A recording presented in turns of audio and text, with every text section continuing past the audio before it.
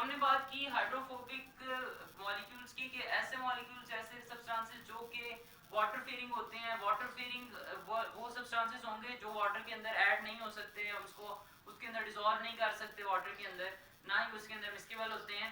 तो ऐसे अब ये जो टॉपिक है हाइड्रोफोबिक एक्सक्लूएन का, देखें इंक्लूजन का मतलब ये होता है कि किसी चीज़ के अंदर शामिल हो जाना, और एक्सक्लूजन का मतलब है किसी चीज़ से सेपरेट आउट हो जाना। तो हाइड्रोफोबिक सब्सटेंसेस जो होंगे वो वाटर के अंदर इंक्लूड नहीं होंगे बल्कि उससे एक्सक्लूड हो जाएंगे।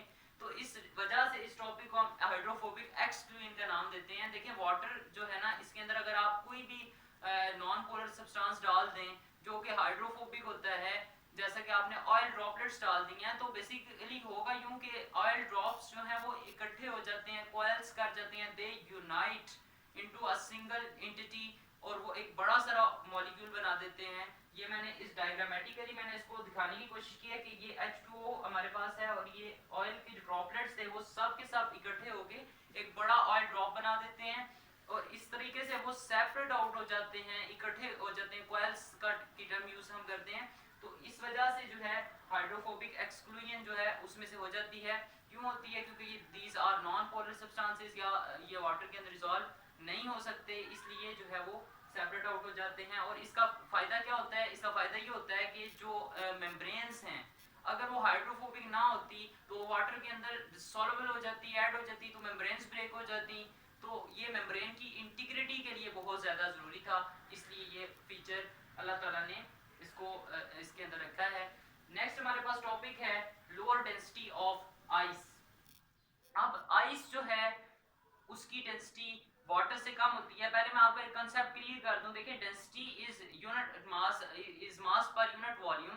देखिए जितना पर यूनिट वॉल्यूम मास ज्यादा होगा उतनी ज्यादा डेंसिटी होगी।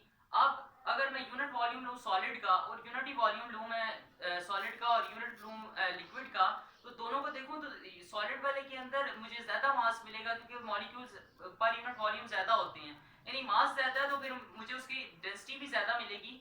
तो देखिए सॉलिड की डेंसिटी ज्यादा होती है एज कम्पेयर टू लिक्विड, लेकिन आप जिस टाइम वाटर को फ्रीज कर रहे हैं लिक्विड से वो सॉलिड के अंदर चेंज हो रहा है, तो होगा यूं कि उसकी जो डेंसिटी है वो तो इंक्रीज करनी चाहिए क्योंकि सॉलिड की डेंसिटी ज्यादा होती है, लेकिन ऐसा नहीं होता।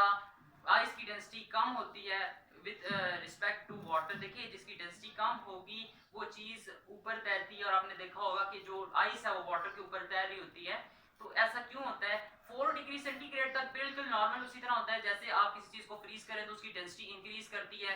फ्रीज करेंगे तो मॉलिक्यूल्स करीब आएंगे, कंडेंस होंगे, और उसका पर यूनिट वॉल्यूम जो है मास इंक्रीज होगा, तो जिसकी वजह से यानी कि उसकी डेंसिटी इंक्रीज होती है। लेकिन वाटर में 4 डिग्री सेंटीग्रेड तक ऐसे होता है, लेकिन उसके बाद जो है उसकी डेंसिटी डिक्रीज होना शुरू हो जाती है। ऐसा क्यों है? इसके लिए एक डायग्राम आप देखें। ये वाटर के मैंने डिफरेंट मॉलिक्यूल्स दिखाए हुए हैं। ये जो ब्लू वाला है ये ऑक्सीजन का मॉलिक्यूल है, और ये दो आपको नजर आ रहे हैं, इसके हर एक ऑक्सीजन में से दो एटम्स जो है प्रोट्रूड कर रहे हैं, उसमें से बाहर निकल रहे हैं, एक्सटेंड कर रहे हैं उसमें से आउट, और ये आपस में एक इस तरफ बॉन्ड बना रहा है कि नीचे की तरफ बॉन्ड बना रहा है थ्रू हाइड्रोजन बॉन्डिंग। और आप देखेंगे सेंटर में जो है ये स्पेसेस हैं।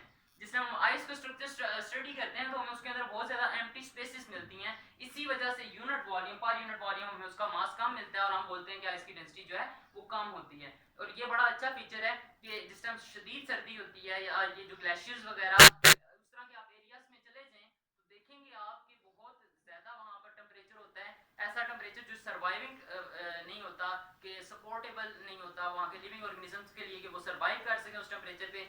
वहां पर अल्लाह ताला ने ये एक सिस्टम दिया है कि आइस जो है वो वाटर बॉडीज के ऊपर लेयर बना देती है, इंसुलेटिंग लेयर, जो कि नीचे रहने वाले लिविंग ऑर्गेनिजम्स को प्रोटेक्ट कर रहा होता है। नेक्स्ट हमारे पास ये साइड में मैंने 1 कैलोरी का भी मेंशन किया था कि 1 calorie is equal to 4.186 joules. Next topic में नेक्स्ट लेक्चर में इंशाल्लाह ताला हम कार्बोहाइड्रेट्स को स्टार्ट करेंगे और कार्बोहाइड्रेट्स पर डिटेल में बात करेंगे। कोई भी क्यूरीज वगैरह हो तो आप कमेंट सेक्शन में मुझसे पूछ सकते हैं। I try to answer as soon as possible. Thank you so much.